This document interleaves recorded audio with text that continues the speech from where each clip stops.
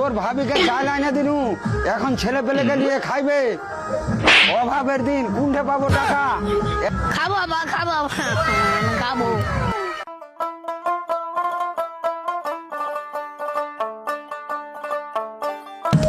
আব্বা আব্বা, ওদের বাড়িতে প্যান্ডেল টাঙা আছে, কি হবে আজকে গো? আদে কুলের বিয়ে হবে। তাহলে আমি খাবো আব্বা। ঠিক আছে, খাইও আব্বা, আমরা তো প্রতিবেশী, বিয়ের দিন খাইও। ঠিক আছে আব্বা। সবাইকে দাঁত করে ফেলেছে? হ্যাঁ আব্বা, সবাইকে দাওয়াত করে ফেলেছে। কাকে কাকে দাঁত করলো আব্বা? গ্রামের মেম্বার কে, গ্রামের চেয়ারম্যান কে, গ্রামের এমপি কে, গ্রামের সব বড় লোককে। আব্বা বাড়ির সামনে সবুরকে দাঁত করেছে নাকি? সবুরকে কেন দাওয়াত করবো, ও তো গরিব মানুষ। ঠিক আছে আব্বা, চ।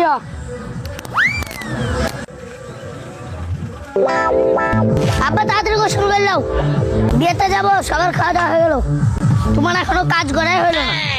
কি হলো আব্বা, তুমি এখনো বসে থাকলে? আমি নতুন গেঞ্জি গায়ে দিয়ে রেডি হয়ে গেছি, তুমি তাড়াতাড়ি উঠো। রেজওয়ান, না রে বাপ, আমরা দাওয়াত খেতে যাব না, আমরা গরিব মানুষ বলে আমাদেরকে দাওয়াত দেয়নি রে বাপ।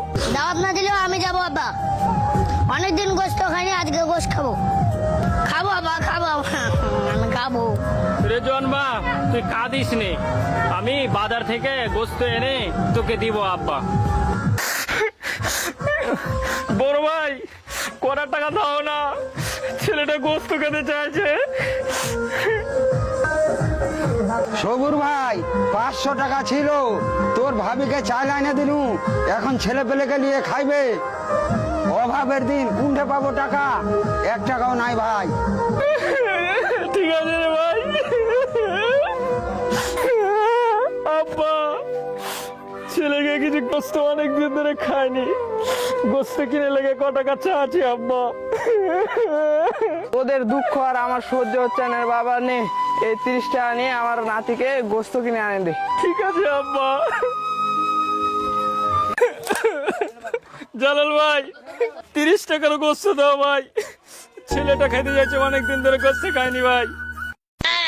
30 টাকার গোস্ত এখানে বিক্রি হবে? তুমি তো এখানে ডিম কিনতে আসছো এখানে, হ্যাঁ? 500 টাকার কম ছাড়া বিক্রি হবে না এখানে মাংস।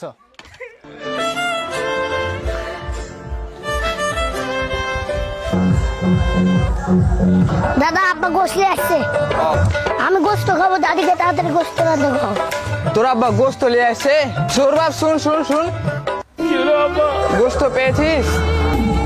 না আব্বা, আমাকে 30 টাকার গোস্ত দেয়নি আব্বা, গরিব বলে আমাদের কেউ দেখে না আব্বা, গরিবের দুঃখ কেউ বোঝে না আব্বা। আব্বা তুমি আর কাঁদো না, আমি আর গোস্ত খাবো না আব্বা। আব্বা হারে আর গোস্ত খাবো না, যা আছে তাই দিয়ে ভাত খাবো। এদের বাসায় কি চলছে? আমি আড়াল থেকে তোমাদের সব কথা শুনেছি, তোমরা দাঁড়াও, আমি এই ব্যবস্থা করতেছি। কে? আমাদের বাসায় প্রধান সাহেব। বসেন বসেন বসেন। না না না, তোমাদের এত ব্যস্ত হতে হবে না, যাও মারুফের আব্বাকে ডেকে নিয়ে আসো। প্রধান সাহেব, আমাকে কি কিছু বলছেন?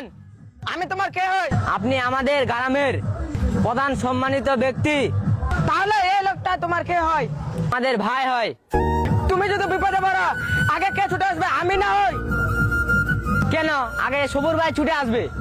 তাহলে এই লোকটাকে দাওয়াত না দিয়ে দাওয়াত আমাকে কেন দিলা? আমি বড় লোক বলে ভালো কিছু পাওয়ার আশায় আমাকে দাওয়াত দিয়েছ? এই লোকটা গরিব বলে ভালো কিছু দিতে পারবে না, তাই ওকে দাওয়াত দিতে পারো নাই? আমি প্যান্ডেলে গিয়ে দেখলাম যত বড় লোক আছে সব বড় লোকদেরকে দাওয়াত দিচ্ছ, কিন্তু একটাও গরিবকে দেখলাম না। সবুর ভাই, আমার না ভুলে গেছে ভাই, আমাকে তুমি না ভাই ক্ষমা করে দিও। নাই ভাই, উঠো ভাই, নাই ভাই উঠো। সবুর ভাই চলো প্যান্ডেলে গিয়ে আমরা খাওয়া দাওয়া করবো, চলো।